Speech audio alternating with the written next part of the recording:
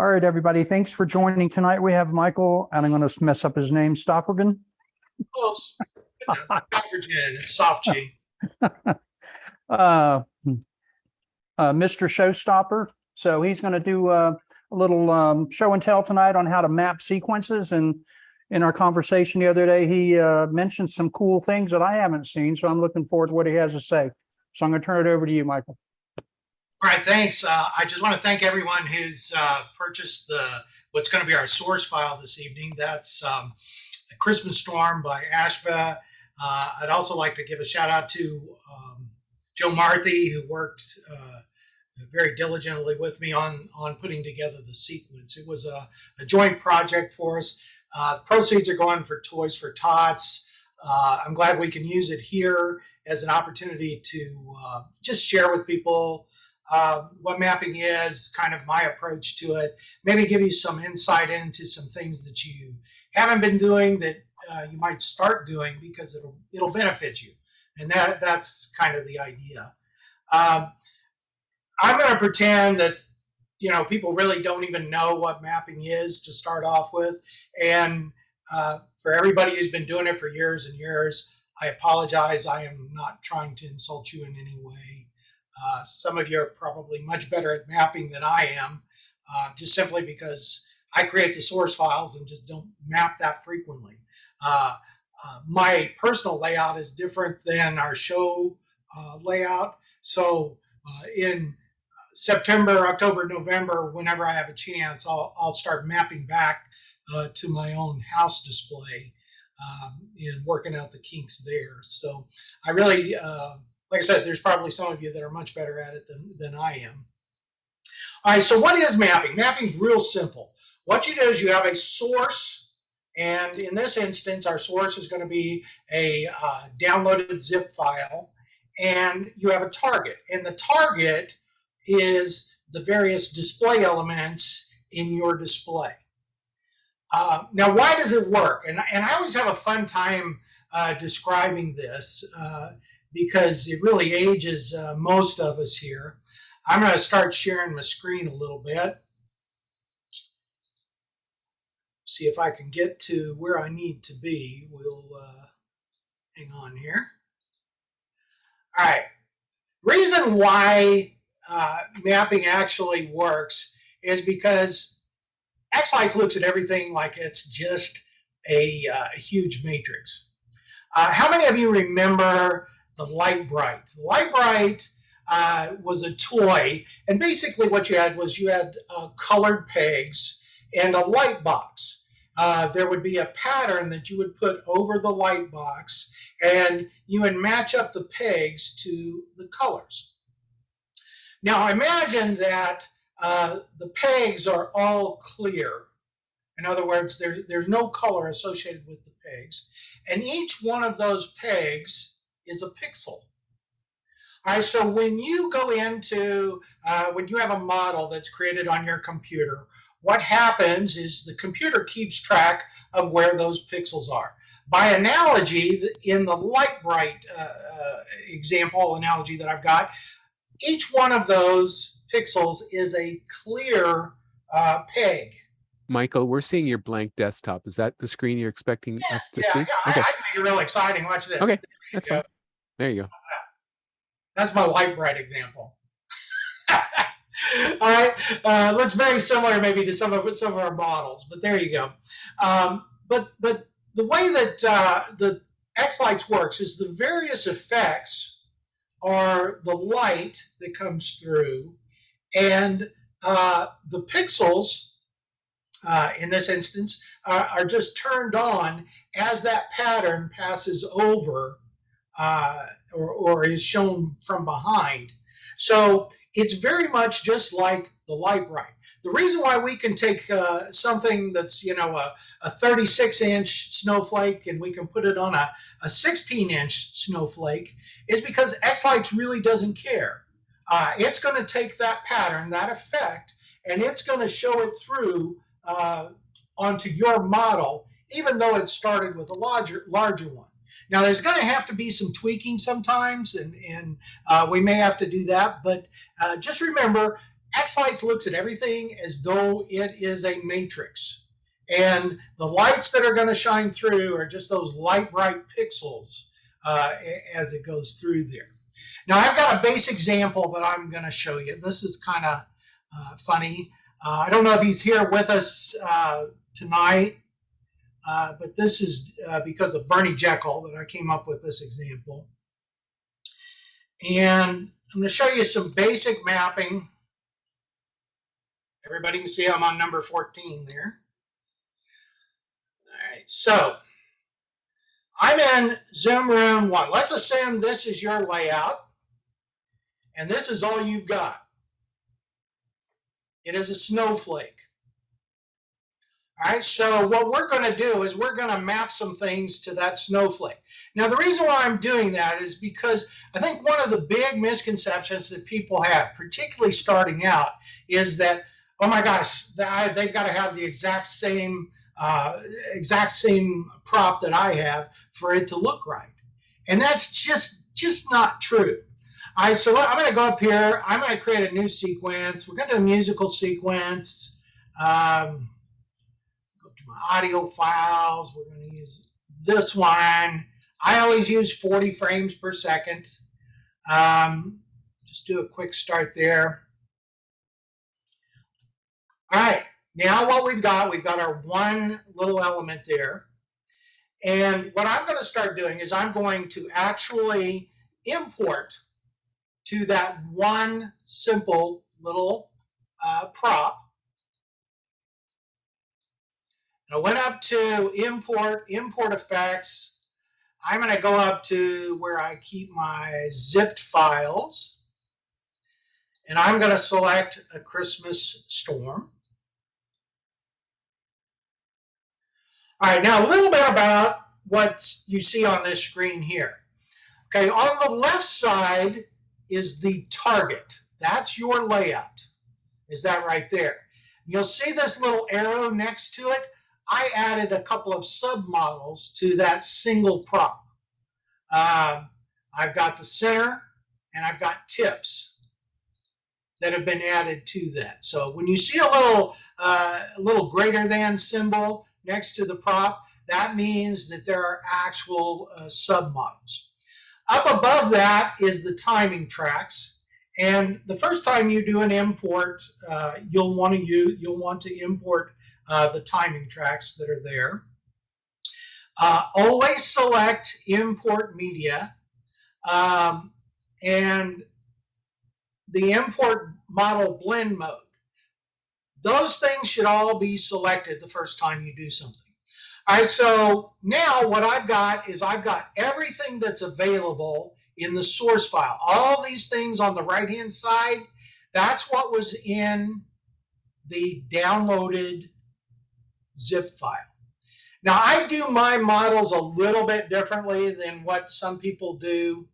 For example, what I do is I number mine, because then I don't have to worry about how I create the verbiage or anything like that. It's real easy to support them.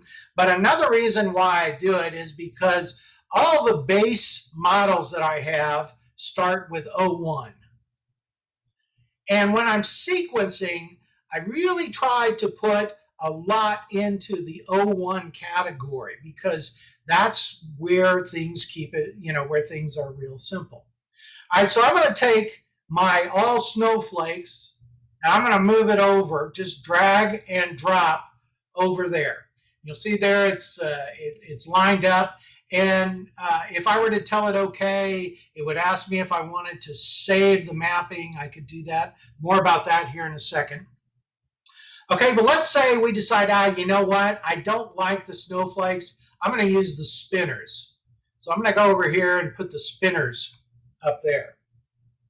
You notice that it automatically took the snowflakes out and put that in there. But all right, so you can change things as you want to. Another thing that you can do, a lot of people don't realize this, is that, okay, see where the snowflakes is now grayed out? You can still use it. Okay, I don't know why I would put the snowflakes on the tips, but I could if I wanted to. So just know that that those are things, and you can also delete it by just dragging it back over to the right. All right, so since I've got snowflake tips, I'm going to put snowflakes tips in there. And since I've got a center, I'm going to put snowflake center in there. And what I'm going to do now is I'm going to save this mapping. Now, it's silly to save that mapping. I know that. But if you just went through and you matched up 30 different props, you may want to save it. Particularly if you're downloading from the same source time and time again, maybe a specific vendor or some vendors that you use. So I'm just going to save this as a snowflake mapping. Just give it the name snowflake. Now, next time if I came in and I were doing that, say with a new sequence, I could go into the load mapping and I could find my snowflake map and open it, and it would automatically do what I just did. All right, so that's why if you're going to use the mappings time and time again, save them, load them the next time, and then you're okay. So I'm going to go ahead and I'm going to accept this. Got those things loaded in there. And now I'm going to go ahead and I'm going to save and render it.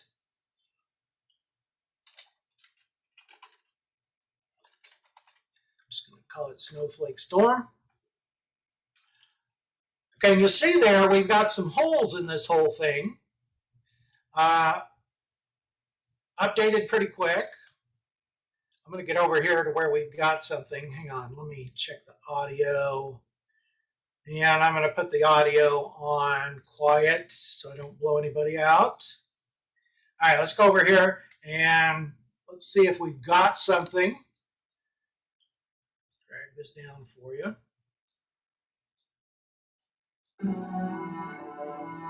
Not there, we don't.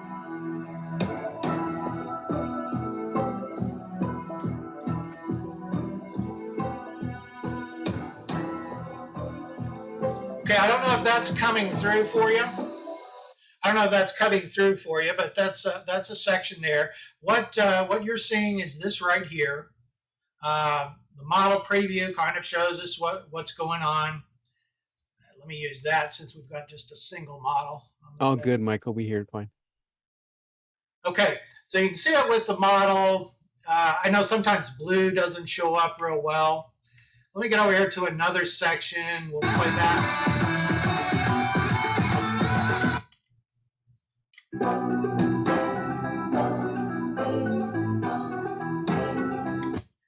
Okay, so that was what was on all the snowflakes on the layout, but it came through just fine on that.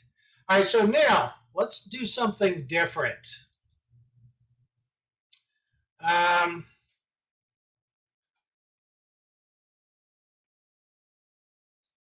up to my package sequences, Christmas Storm. All right, now this time in the upper left-hand corner, you see up here where it says erase existing effects on imported models. I'm going to select that this time. You'll notice also that the timing tracks are no longer selected. And that's because they're already loaded. All right, so let's try something else that, oh gosh. So anybody got any suggestions what we should try to put on that little snowflake? Put some candy canes on it. Yeah, candy canes. See what it looks like. I think the ones in the yard are probably the most active. Yeah, we'll try the all candy canes. See what it does. Okay, now this time I'm not going to save the mapping. We've already been through that example, but I'm just going to tell it okay. I get this. Are you sure you want to exit? I'm going to tell it yes. Okay, now it has erased everything. I'm going to go ahead and save and render it. All right, I'm going to go over here. Let's get our model preview called up so we can see what it's doing.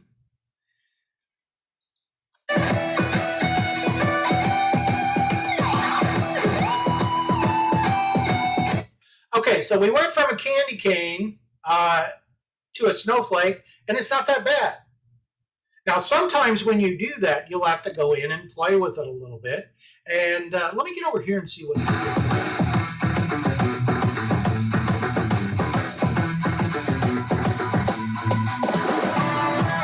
All right, that's great. Not a bad look at all for what we've got. Okay, so the point there, don't get caught up with, I got to do snowflakes to snowflakes. I got to do trees to trees, because X-Lights is going to handle it for you. X-Lights is going to let you do whatever you want. Now, let me do kind of a twist. I'm going to go in here and I'm going to insert some layers above what I've got. I haven't counted, but I'm going to insert, say, 4 or 5 layers. All right, now let's go in here. Let's go back to import effects, go back to a Christmas storm, and let me see. I'm going to take this time. I'm going to put let's put some mini trees on our snowflake.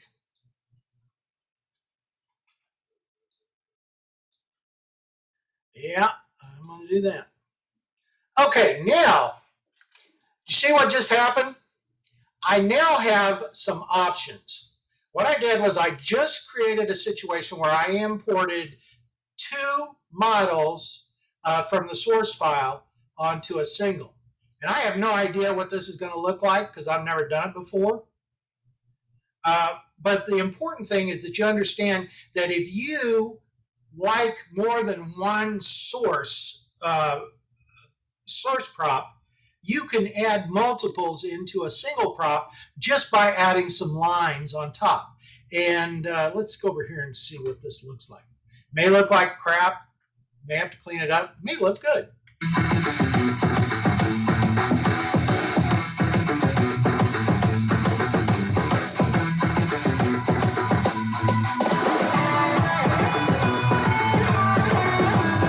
Not horrible. Probably not something I would use, but again, just an example of how you can do that. Now, let me get over here where we've got the old and the new together. Let's see what this looks like.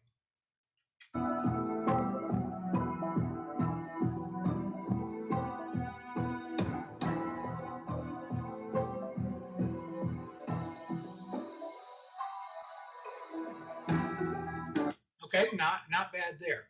All right, so the point that I really wanted to make with that, though, is that, remember, you're not just tied to one prop for your props.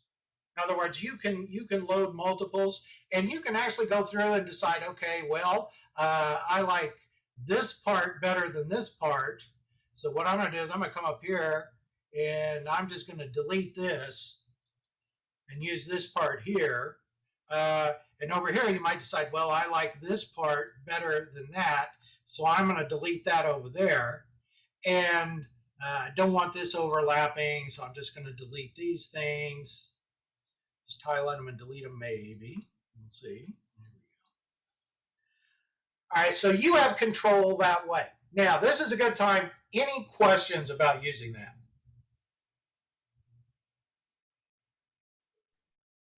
Maybe one quick question. Can you import just a specific section? Like if you wanted to fill in like where there's gaps, or would you have to just go ahead and import as different layers and then delete the stuff you didn't want to keep? It's gonna, the way that the mapping works, it's gonna bring in whatever is in the source file. Now, a way that you could accomplish that, and it's really no real benefit, but if you were to go in and modify the source file, but at that point, you might as well just do a cut and paste because you're getting pretty elaborate. I found that it's easier just to import everything and then just delete what you don't want. Copy So that. once I've done this, though, I can't save the mapping. If I were to lose it or I want to start from scratch again, I'd have to remember what I did. Trying to think. No, you could save it. The way you save it is you would just do a mapping like Snowflake A, Snowflake 1, Snowflake 2. In other words, you could save that mapping a different mapping multiple times. So when you go to save it, you could actually, the first one would be the snowflake, and the second one would be the mini trees. But, so you could, on your naming convention, you could just say snowflake dash snowflake or snowflake dash mini trees. So you could create an electronic history of what you did. Michael, Yes. you could also create a duplicate and or a shadow to that model and import both tracks, and then pick and choose what you want from each one of those tracks. That's true. That's a good point. I see, again, that's something I had never thought of. But again, what Tom's saying is you create a shadow model and you import the second one into the shadow model and pick and choose, what looks best. Okay, any other questions? All right, so let's go ahead. We are seeing a Hey, couple Mark. questions in chat. I didn't know if anyone else was monitoring. Yeah, let me see. what So we got. Don asks, where does the mapping show up for submodels? Yeah, so you know how you was importing it in the submodels, mapping it in there. Where does it show up on that screen right there? I mean, that way if you want to change the center star, or whatever. I just didn't expand it. I double clicked on the snowflake just now, and you see where the submodels popped in. I knew it was going to be something super. Yeah, so just double click to make your submodel show up. This submodel shows up as like a snowflake / center. Right. No, it's slightly indented. It's really tricky to see on the screen, but you'll see center and tips is just slightly indented from the B in Buscayo. Yeah, it's almost equal to the 9 there on the layer number. Almost. It's like one character over.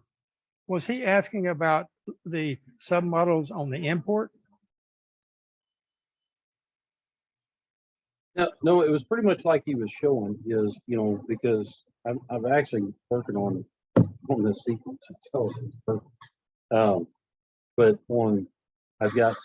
I was curious as far as on where they showed up, because and I couldn't figure out where to look at them.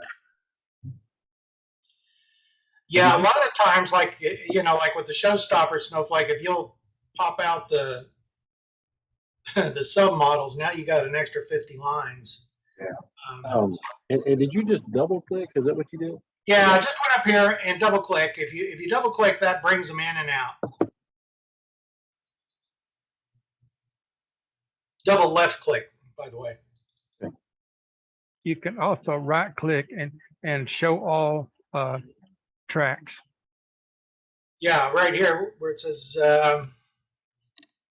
show all effects.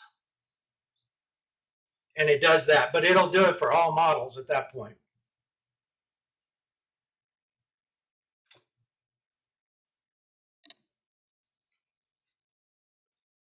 Let me see if there's anything in chat. Hang on. Yeah, I'm kind of watching it, Michael. I don't see anything else in there. There's a comment about opening a second instance of X lights and then copy and paste effects. That's kind of a response to fill in the holes kind of mapping, but I don't see any other questions in there yet. So Yeah, What the cut and paste is always a possibility.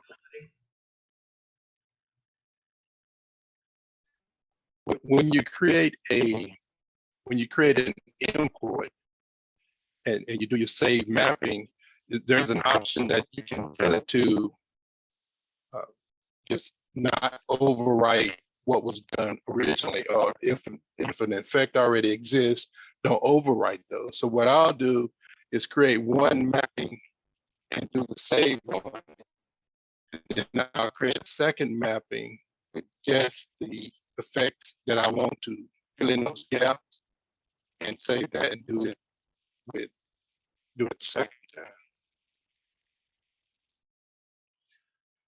Right. Now, if you did that, and in other words, if you don't leave space for it, okay, what's going to happen is X-Lights will fill in the blanks, but it won't give you the options where there's already something there.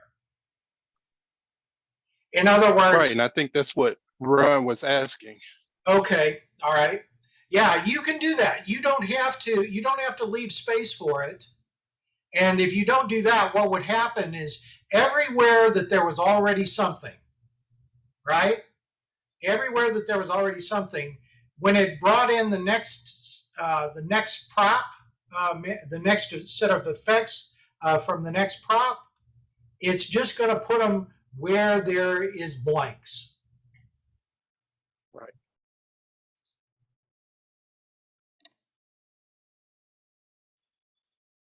And that'll work really great if you're very happy with the first mapping. And, you know, you're, like I said, you just want to fill in holes with something else. Just map it on in, and then X-Lights will handle it. Okay, let's move over to, hang on a second here. I'm going to change over to a layout that I made for this that's actually kind of an more of a real layout.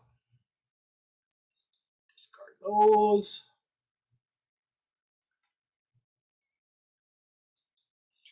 Okay, this layout, this is one that I tried to put together for just for this. I'll zoom it out a little bit so hopefully everybody can see it. But pretty basic layout. I've got some horizontals, some verticals, a few snowflakes, mega tree and star. These are reefs. These are mini trees, some candy canes, some arches, and that's basically it. Got a matrix over here. Forgot about the matrix, but we've got a matrix. So that's kind of enough of a layout for us to actually see what happens when we map to put it all together. But that's the one we'll be using for this this next section. Now, one of the things I want to point out, because this kind of gets important, is use groups. Okay, the reason why you want to use groups is because it makes your sequencing easier.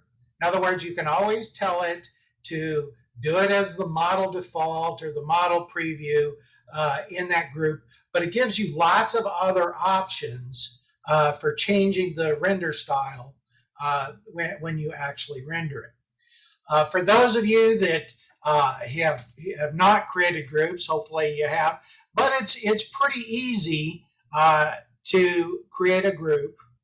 And what I wanted to show you is one that I'm going to use in the storm mapping. I haven't created it yet, but I wanted to show you. This little technique I came up with. I'm going to highlight everything here, right?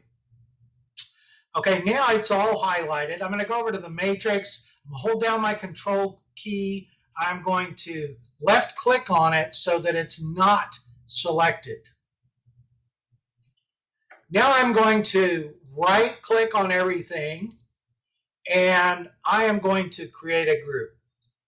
And I am going to call this group FPG Matrix. Now, the reason why I call it that is because FPG is my little technique for a focal point group. And all right, you see now, it may be a little hard, but you see that red square, cross that just showed up when I created the group. Let me hit save. Okay, now what I'm going to do is I'm going to offset that a little bit. I'm going to change where that center is.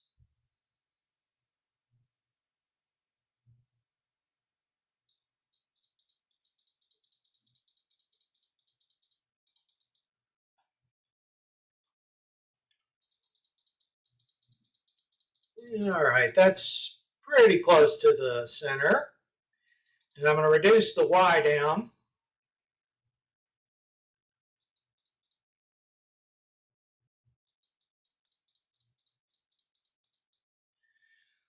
Okay, that's pretty good. Close enough for government work anyway. All right, so what I've done is I have just reset where the center is for my focal point group. Now, I use this technique a lot, and I'll tell you why. Because if I want people to focus in, that is, I want the matrix to be the focal point group, I will drop an effect in on that FPG matrix group. And when I do that, now I have the ability to put like a fan effect, and the center of that fan effect is going to be the center of the matrix. Instead of me having to adjust the X and the Y every time I put an effect where I want, people to be paying attention to the matrix, instead of doing that, now I've got that squared away.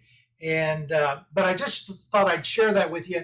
It's an easy way to control where people are looking at your display. And you can do a focal point group tree.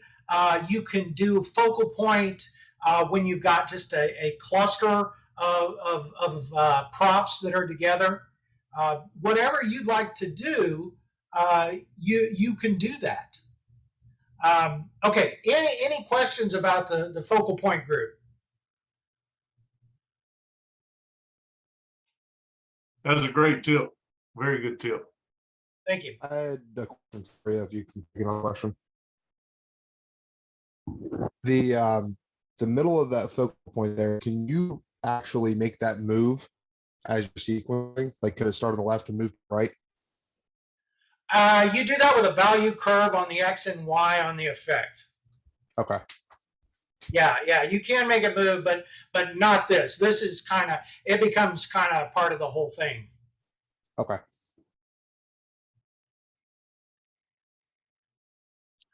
But you could use that to find the coordinates.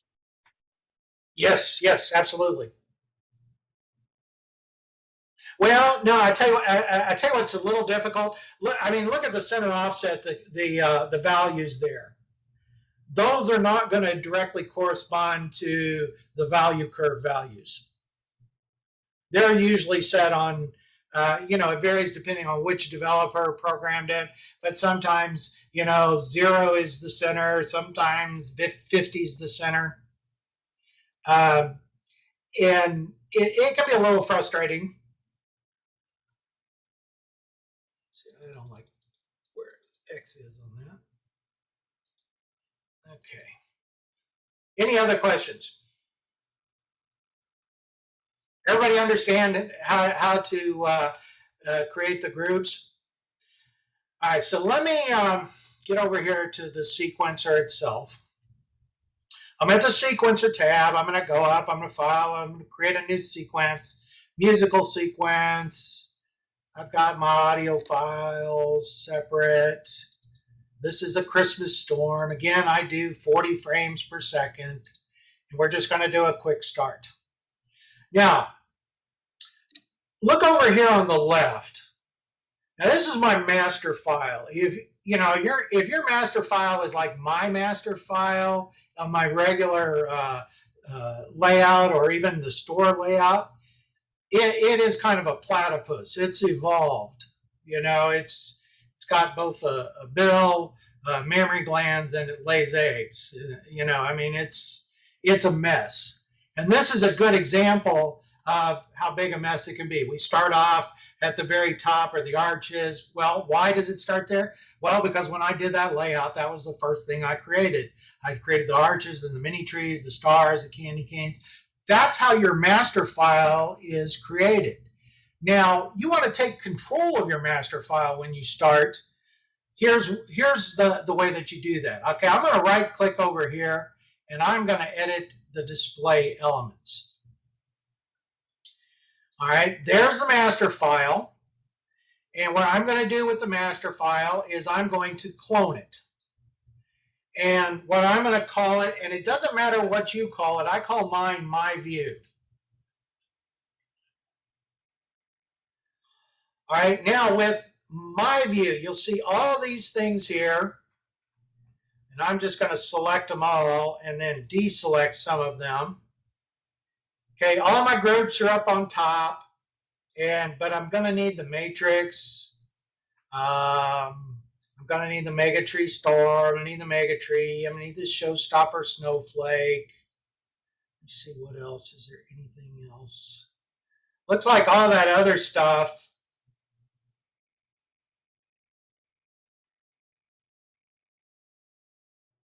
is in groups. So what I'm going to do is I'm going to delete that. I'm not going to delete them. I'm just going to move them over. And what I'm going to do now is I'm going to take these things here, my everything but the matrix, everything but the all that stuff, the FPG, all my big things. I'm going to take those and I'm going to move them up to the top. Now remember, the way that the things render is they render from the bottom to the top. So in other words, these individual props will override everything that is up here at the top. That's how it renders. It renders from the bottom to the top. Okay, so you might want to correct that. Models and groups render from the top down, and then layers from the bottom up. Yeah, okay, all right, layers that way. But here's one of the things that the point that I'm trying to make here on that is you'll see I've got something here that's called the everything override. Okay, now what I'm going to do is I'm going to go up here to my view and I'm going to make my view the master. Do that every time you start a new sequence. Create my view, which gives you your, the way that you want things to appear.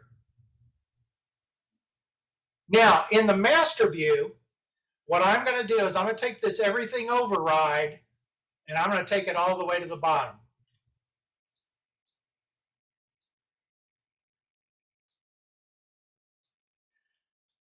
Maybe.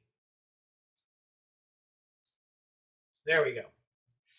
Now, the reason why I do that is because there are some instances in the storm, a Christmas storm, where instead of flashing on the beats, we basically go dark on the beats. And the easiest way to do that, rather than putting an off command on each prop, what we do is we just put the off command in the everything override. All right, so it's in the master view that way, but if you look here on my view, I leave it at the top. The reason why is so that I remember to sequence there if I want to.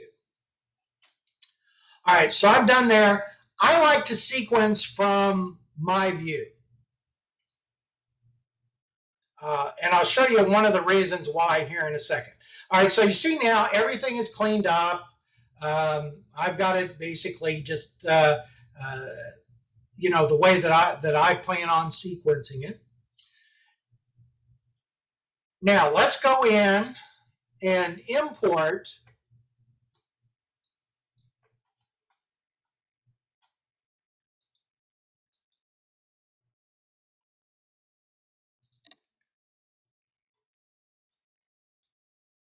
go back to our package sequence, go to a Christmas storm. Okay, it's unpacking it. Okay, now what I'm going to do is I'm going to start doing just the mapping. Since I'm familiar with it, I'm just going to take the arches over to the arches. I'm going to take the candy canes to the candy canes. You'll notice I'm just doing groups right now. I'm going to call them matrices. Those are also the same things that I've got on the house matrices. I've got everything on everything. Okay, I've got my override here, so I'm going to put my override there.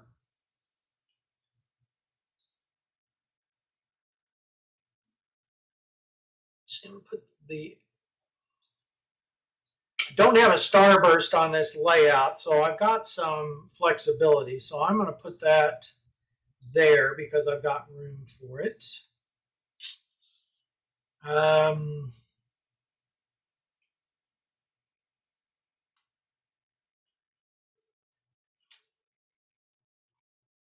have icicles. Let me see. We've got some horizontals maybe.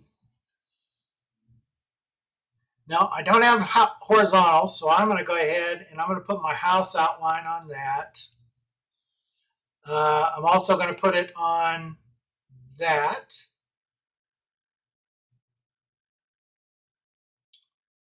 Let me see, what else can I sequence? Got mini trees.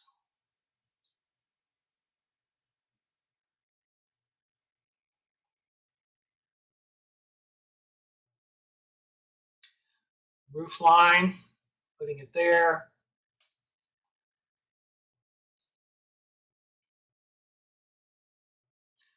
Okay, I have mapped 1, 2, 3, 4, 5, 6, 7, 8, 9, 10 things. I'm going to save this mapping. Let me change where I'm going to save it to.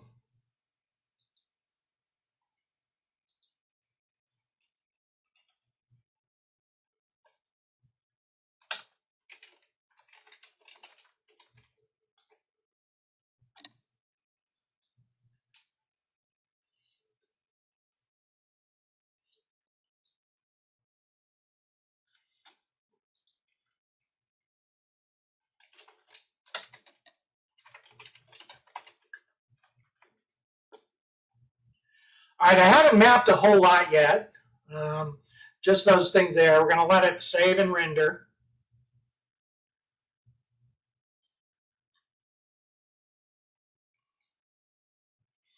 And you'll notice that I just did basically groups.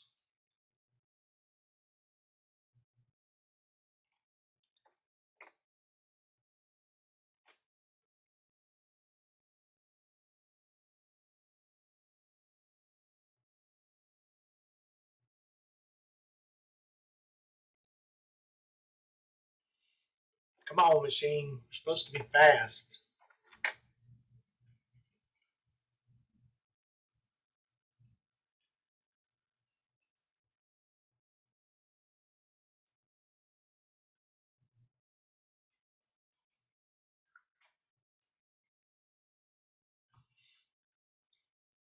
Like watching water boil.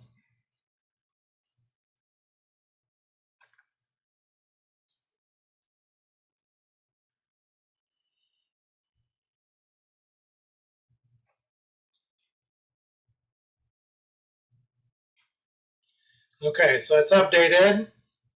Let's see what we got so far.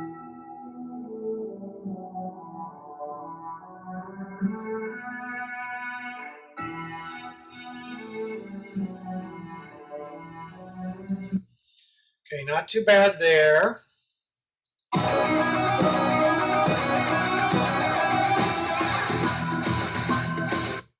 Okay, looking fairly good so far.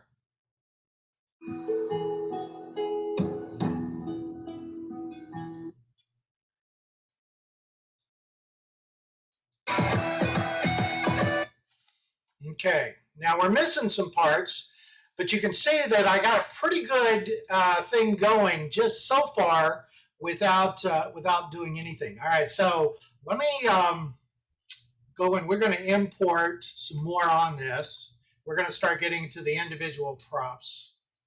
Import effects. Go back and find it. Christmas storm.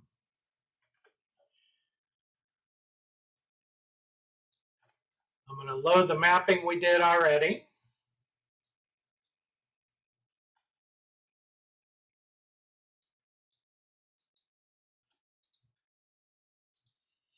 That way you don't duplicate anything.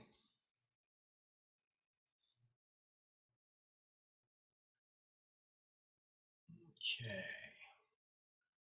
Let's get in here. I'm going to put it in the snowflakes. I'm going to add spinners.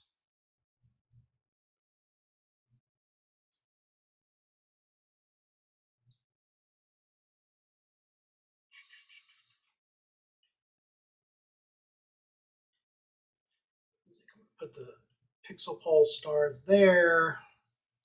We got some verticals. You see on the windows, I'm just going to go ahead and use the house outline. Maybe. I've got a wreath here.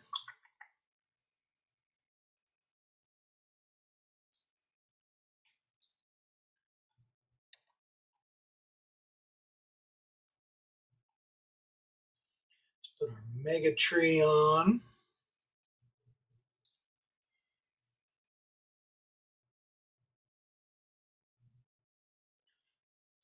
Mega tree star.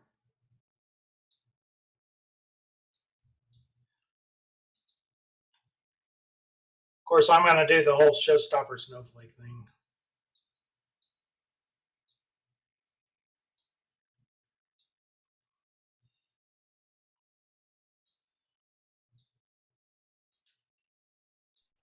Michael, Yes. I have a question. Why don't you just highlight where you want it to go and double click on it instead of dragging and dropping? This is just the way I learned. I mean, Oh, to answer your question. I have found that's faster. So you're saying highlight what now? Which side do I highlight? You will As long as- highlight the as- left side, and then Okay. you go over and you find the one that you want in that slot, and you just double click on it. There you go. You can continue to double click as long as your row is in order. Like the next one is the heads, double click it, the cones, double click it, so forth. As long as it's in order and you don't have to skip one, right? Yeah. But if you do That's have what to I skip mean, I one, just- you'll have to reselect. Yeah. Okay, so medium cones.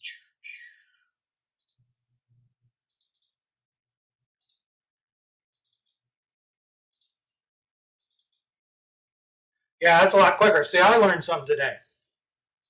Awesome. Also, one more thing in the left side, if you accidentally put something that doesn't belong there, just double click and it'll go away.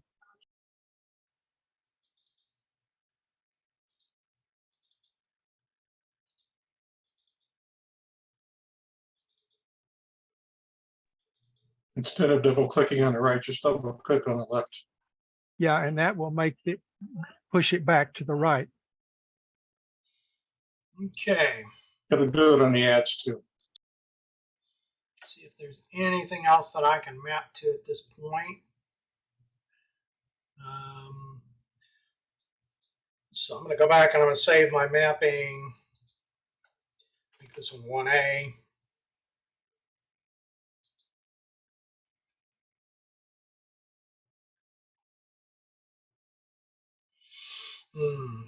One thing I missed was the matrix. Hang on a second here.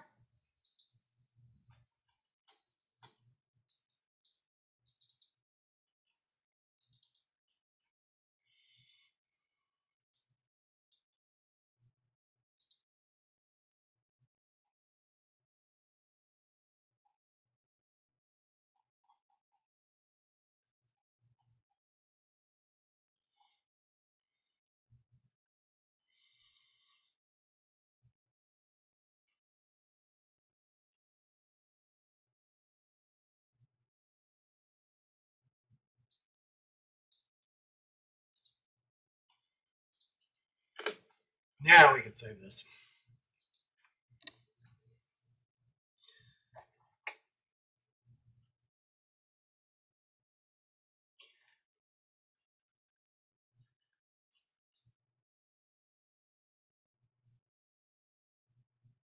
Looks like we've got quite a bit there.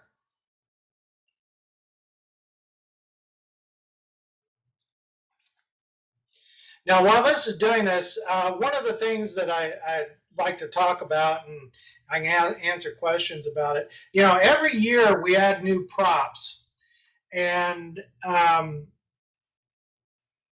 if you're like us, you want to use sequences from one year to the next, and so you've got this new prop. So one of the things that you can do is call up your sequence, then import from that sequence, and then import from one of your existing props to the new prop. And what that will do is it'll save you a lot of time in getting your show brought back up to date. So you can take a sequence and actually map it back onto itself. And it's very, very useful when you're adding new props to come back in and take what you've already got and put it in the various places. Okay, so now let's take a look at where our little sequence is at.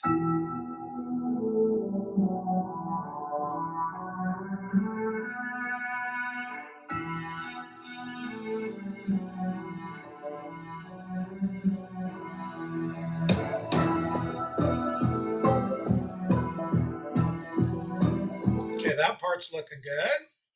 Scoot it down a little bit.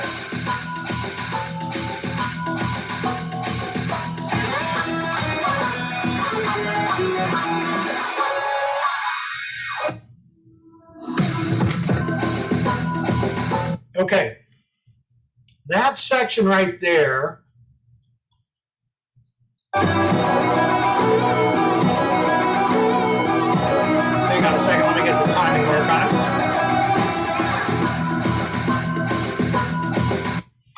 Okay, at about 50 seconds or so.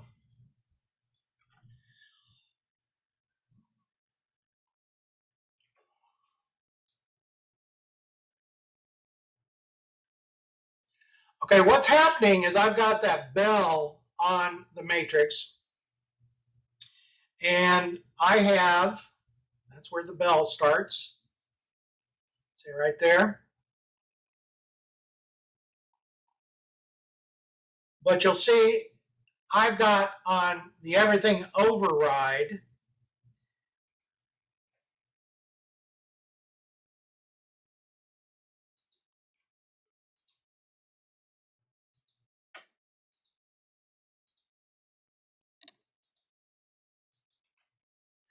so I'm going to copy that,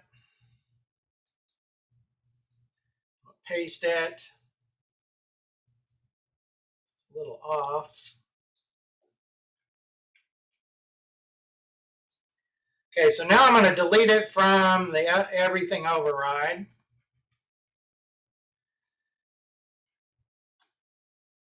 And now I put it on the FPG matrix. And let me render that.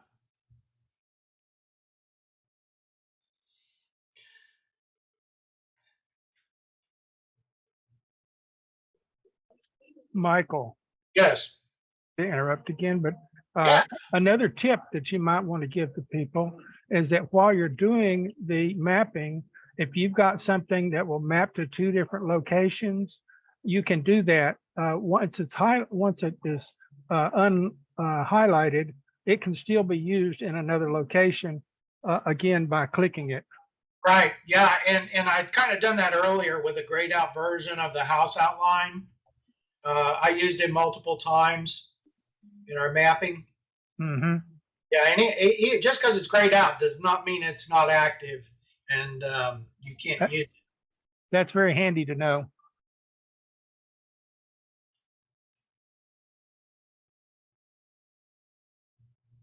Okay, we'll see what this looks like.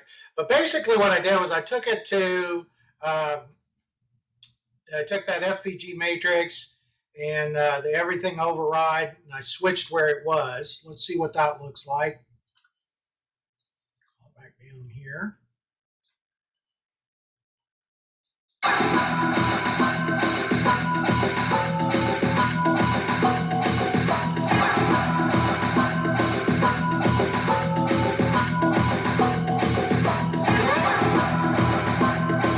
Okay, you'll see that that shock wave is now emanating from where the matrix is. Whereas before it was at the center. Now, if I wanted it to keep it in the everything override, in fact, let me do that and I'll show you the difference.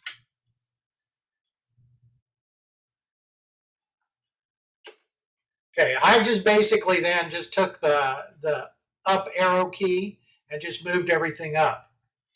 Now I'm going to come over here to the effect settings. And I am going to change the X and the Y.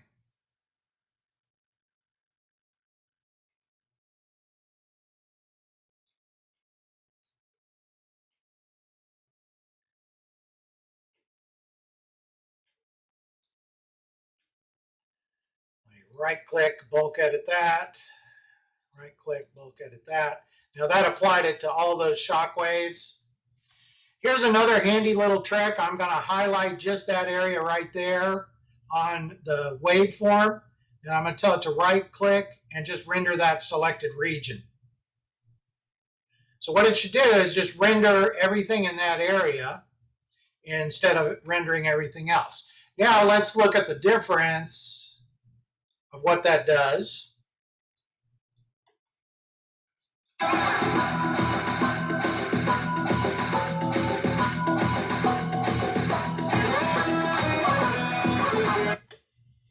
Okay, because it was in the override, it overrode everything, and again, it was emanating from basically the center of the matrix. So a couple of ways to do the same thing. I think doing the complete override, that's kind of cool. Let me see what else. All right. Any questions for me at this point? Because that's really all we have on mapping itself. Just remember, you can map back onto the same sequence that you're working on. That's really, really handy when you add props. Hey, Michael, I'm in here if you want to cover how to map the heads. Well, I'll tell you how I map the heads on mine. We're going to line that up. I think the fellow from Pixel Perfect, your cohort's going to handle that in another presentation. There you go. Hey, Michael, Okay. you'd mentioned in our call having different master views for different vendors. Yes, that's right. All right, so let's say you've got Showstoppers, you got PPD, you got Pixel Perfect sequences. These are vendors that you use on a regular basis.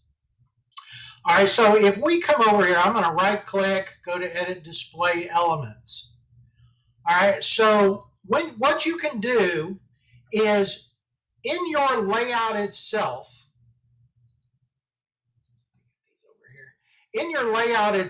one of the things that you can do is you can create whatever groups you want. And you don't have to use those groups in every one of your views.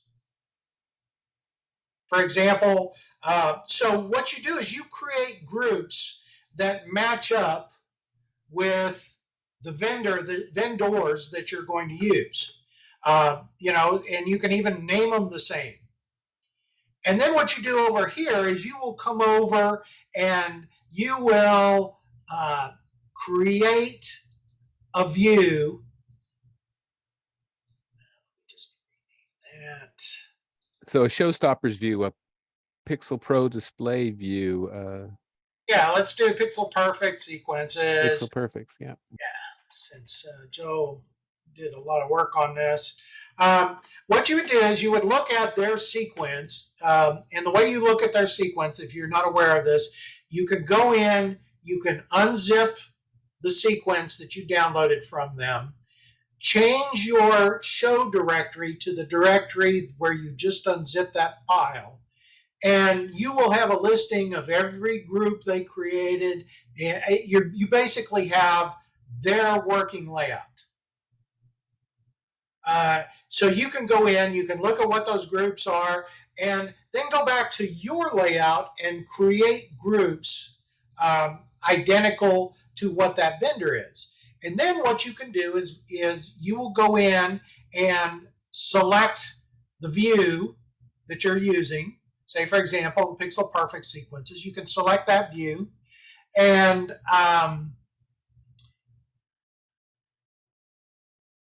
then actually map to it. And it's going to make your mapping so much quicker because the names are going to match up and the results are going to be a lot closer because you've gone to the trouble of actually creating a group that's as close to that vendor's groups as you can get. Everybody follow that? Would that allow you to use auto mapping then if you have a master view or PP Pixel Perfect sequences and you pull one of their sequences in, would you auto map? Because yeah, you can. As long as the name of the groups match up, you'll be able to auto map and you're done.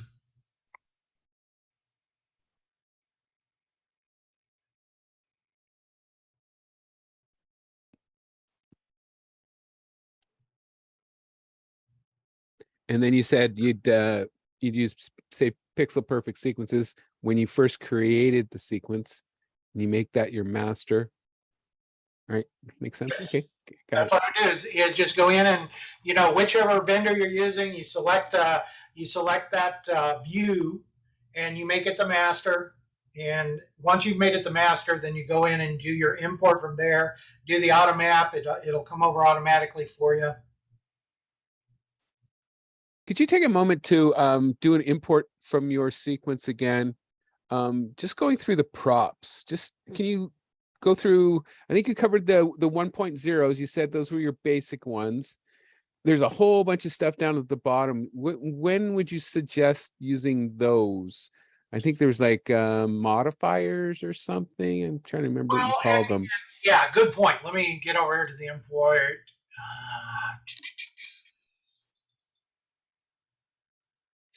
Okay, the way that I've got mine set up basically is you know, I try to do in, you know, the 0-1s more of the common things that you're going to see. The 0-2s are some of what I consider some of the more less common groups, and they're kind of area specific. When I say area, I mean yard, house, that sort of thing. And then if they're numbered 0-3, those are individual props. You'll see there I got a 1650 megatree, a 32 by 160 megatree. And so once you get into the 3s with me, those are specific props that you would use. 1s and 2s are more the groups. Okay, that makes sense. I didn't realize that. Yep. Yeah, and so I did it that way just because I know, all right, when you look at all the stuff I've got in my layout, well, you know, there's a metric shit ton of stuff there. So you've got to have an organization that kind of makes it easier for people. So I always tell people, hey, if you're starting out, just focus in on the 1s. And then pick and choose what you need from 2 and 3. And don't feel like you have to include everything because there's no way you can map everything, right? No, it's not necessary. You saw we had a pretty good looking sequence. You know, let me see what we ended up with. Hang on, we really didn't map a whole lot.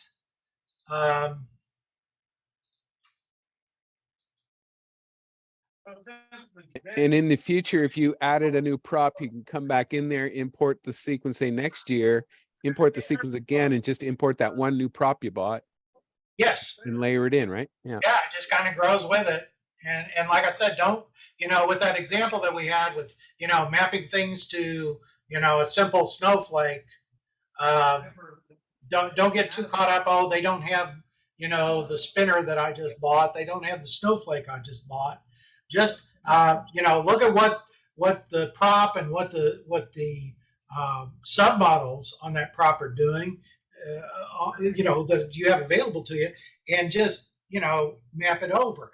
I always tell everybody, my sequence is like a buffet, right? You go to the Golden Corral, you don't have to eat everything. Just pick and choose what you like and put it on your display.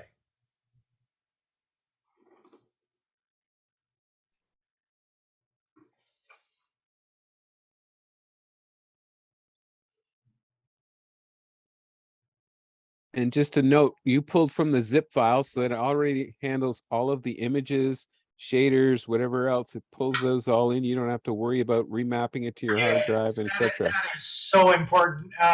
That's probably one of the greatest innovations we've had here in the past couple of years is the ability to map directly from the zip file. And what's so neat about it, it's going to take care of, like you said, it's going to take care of your video files. It's going to take care of your graphic files. It's going to take care of your shaders, and it takes care of any singing faces that you have. In other words, if there's a matrix singing face, it's going to import it and it's going to put it on your matrix or your tree for you. And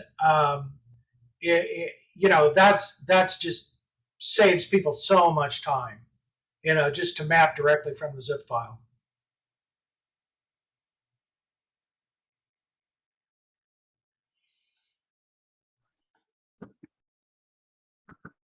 Any more questions?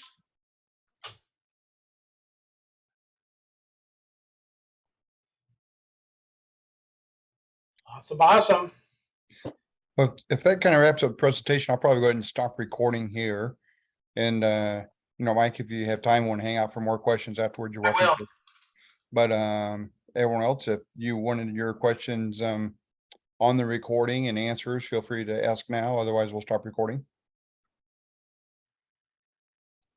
Silence is golden. I want to stop the recording and start processing it. So it should be available.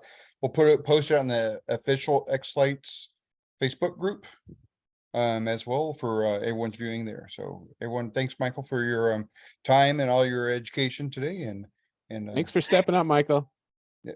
Thank you.